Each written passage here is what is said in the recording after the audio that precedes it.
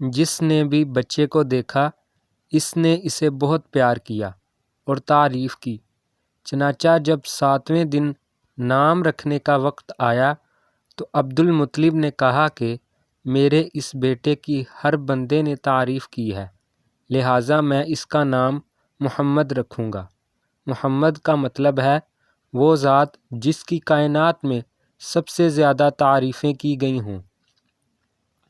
نبی صلی اللہ علیہ وسلم محمد بھی تھے اور احمد بھی تھے۔ احمد کا مطلب ہے وہ ذات جو اللہ کی اتنی تعریفیں کرے کہ اللہ کی اتنی تعریف کسی اور نے نہ کی ہوں۔ یہ دونوں نام اس سے پہلے کبھی نہیں رکھے گئے تھے۔ سبحان اللہ، اتنا خوبصورت نام رکھا گیا۔ جب نبی علیہ السلام کی ولادت مبارکہ ہوئی، اس وقت طائف کے قریب ایک گاؤں میں بنو سعد قبیلہ رہتا تھا۔ اس قبیلے کی 10 عورتیں مکہ مکرمہ کی طرف چلیں تاکہ وہ اپنی اپنی گود میں بچہ لے کر آئیں۔ بچے کو پالیں گی اور اس کے والد سے انعام کی مستحق بنیں گی۔ ان 10 عورتوں میں سے ایک عورت کا نام حلیمہ سعدیہ تھا۔ ان کے پاس ایک اونٹنی تھی اور ایک گدھی تھی۔ گدھی کے اوپر سامان سفر تھا اور اونٹنی پر حلیمہ اور اس کے خاوند تھے۔ حلیمہ کے پاس دودھ پینے والا ایک اور بچہ بھی تھا۔ ان کی اونٹنی بہت ہی لاغر اور کمزور تھی۔ جب 10 عورتیں چلیں تو 9 عورتیں آگے نکل گئیں اور حلیمہ پیچھے رہ گئیں۔ 2-3 مرتبہ تو ان عورتوں نے رک کر حلیمہ کے آنے کا انتظار کیا۔ بعد میں انہوں نے کہا، تمہاری وجہ سے تو سفر میں بہت دیر ہو رہی ہے، ہمارا تو سارا سفر کھوٹا ہوگا، اس لیے ہم تو چلتی ہیں۔ چنانچہ 9 عورتیں آگے چلیں اور حلیمہ سعدیہ سے پہلے مکہ مکرمہ پہنچ گئیں۔ ان میں سے ہر عورت چاہتی تھی کہ میں امیر باپ کے بیٹے کو اپنی گود میں لوں تاکہ مجھے میری محنت کا زیادہ پھل ملے۔ چنانچہ سب عورتوں نے امیر لوگوں کے بیٹوں کو گود میں لے لیا۔ عورتیں آتیں اور نبی علیہ السلام کے والد کے بارے میں پوچھتیں کہ اس کے والد کہاں ہیں۔ جب پتہ چلتا کہ وہ تو فوت ہو چکے ہیں اور یہ بچہ یتیم ہے تو وہ سوچتی کہ پھر ہمیں تو کچھ نہیں ملے گا، چنانچہ وہ واپس چلی جاتی۔ جب آنے والی عورت واپس چلی جاتی تو وہ بی بی آمنہ کے دل پر ایک زخم لگا جاتی۔ بی بی آمنہ کا غم بڑھ جاتا۔ انہیں حضرت عبداللہ کی یاد آ جاتی۔ اداس اور غمگین تو پہلے ہی تھیں، اور اداس بندے کو ایک لفظ ہی سننا پڑے تو وہ پھوٹ پڑتا ہے۔ تو ان عورتوں کا آنا اور نبی علیہ السلام کو چھوڑ کر ویسے ہی چلے جانا بی بی آمنہ کے دل پر ایک بھاری ضرب لگاتا۔ وہ سوچتی ہوں گی کاش آج عبداللہ ہوتے، وہ اس کے لیے اچھا لباس لاتے، کھلونے لاتے اور اس کو سیر پر لے جاتے۔ بی بی آمنہ اپنے غم میں یہ باتیں سوچ رہی تھیں، اور ان کو کیا پتہ تھا کہ یہ وہ ہستی ہے کہ جن کے لیے اللہ تعالیٰ آسمان کے چاند کو کھلونا بنا دیں گے، جن کو سیر کروانے کے لیے اللہ تعالیٰ انہیں عرش پر بلا لیں گے، جن کو اللہ رب العزت دنیا کے اندر بھی شاہی عطا فرما دیں گے۔ جب حلیمہ مکہ مکرمہ میں آئیں تو انہیں اور تو کوئی بچہ نہ ملا۔ پتہ چلا کہ صرف ایک بچہ ہے جو باقی رہ گیا ہے۔ واہ میرے مولا، جس سے ایک عبادت کرنی تھی وہ ایک ہی رہ گیا، جس نے ایک قرآن کی طرف بلانا تھا وہ ایک ہی رہ گیا، جس نے ایک شریعت کی طرف بلانا تھا وہ ایک اللہ کو ماننے والا ایک ہی رہ گیا۔ اب بی بی حلیمہ کے پاس کوئی آپشن ہی نہ تھا۔ اس کے دل میں یہ بات آئی کہ میں دیکھوں تو صحیح کہ یہ بچہ کیسا ہے۔ چنانچہ روایات میں آیا ہے کہ نبی علیہ السلام سوئے ہوئے تھے اور اوپر چادر اڑائی گئی تھی۔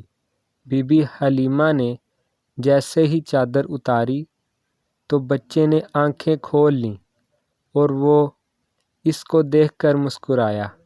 اس کی مسکراہٹ میں ایسی جاذبیت تھی، ایسی کشش تھی، ایسا انجذاب تھا کہ بی بی حلیمہ اپنا دل ہی دے بیٹھی۔ چنانچہ وہ اپنے خاوند سے پوچھنے لگی، اگرچہ ہمیں اس بچے کا انعام زیادہ تو نہیں ملے گا کیونکہ یہ یتیم ہے، مگر اس بچے کی مسکراہٹیں میرے دل کو تو تسلی دے دیا کریں گی۔ ان کے خاوند نے ان کو یہ مشورہ دیا، ہاں بے شک تم اس بچے کو لے لو۔ پھر یہ بھی کہا، ہو سکتا ہے کہ اللہ ہمارے لیے اس میں برکت عطا فرمائے۔ یہاں ایک نکتہ ہے، 10 عورتوں میں سے 9 آئیں، ان کی نظر اسباب پر تھی، ان کی نظر لوگوں پر تھی کہ ان کے والدین ہمیں انعام دیں گے۔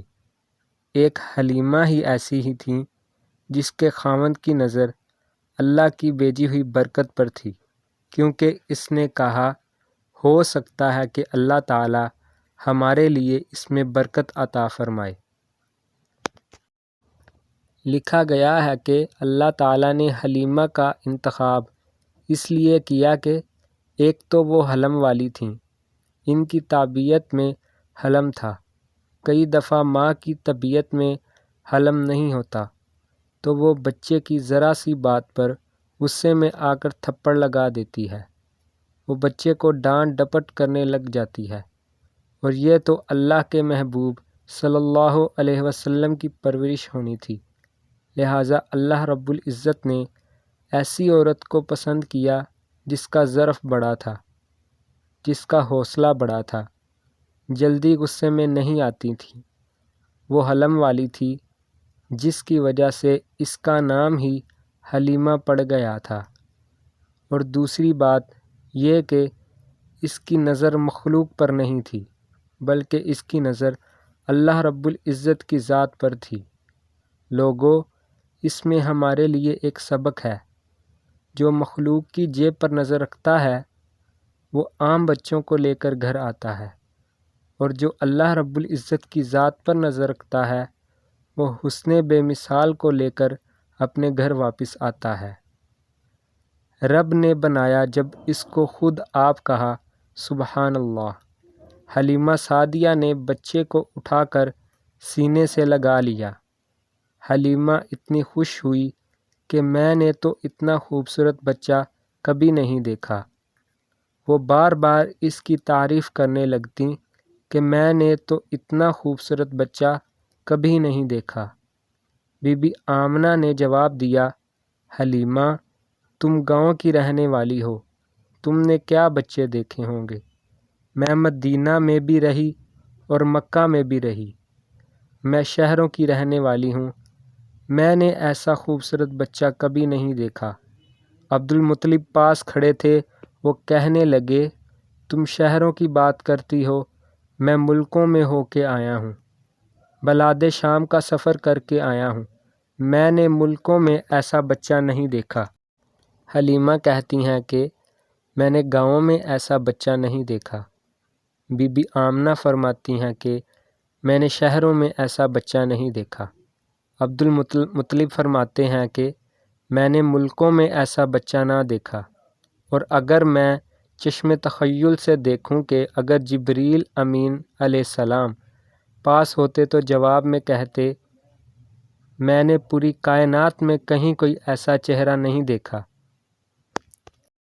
تو اللہ رب العزت اس وقت یوں فرماتے ہیں، میں خود مخلوق کو پیدا کرنے والا ہوں، میں نے پوری مخلوق میں کوئی ایسا چہرہ نہیں دیکھا۔ نبی علیہ الصلاۃ والسلام کبھی اپنا چہرہ آسمان کی طرف اٹھاتے تھے، اللہ تعالیٰ فرماتے ہیں، میرے حبیب آپ آسمان کی طرف دیکھتے تھے اور ہم آپ کے محبوب چہرے کی طرف دیکھتے تھے۔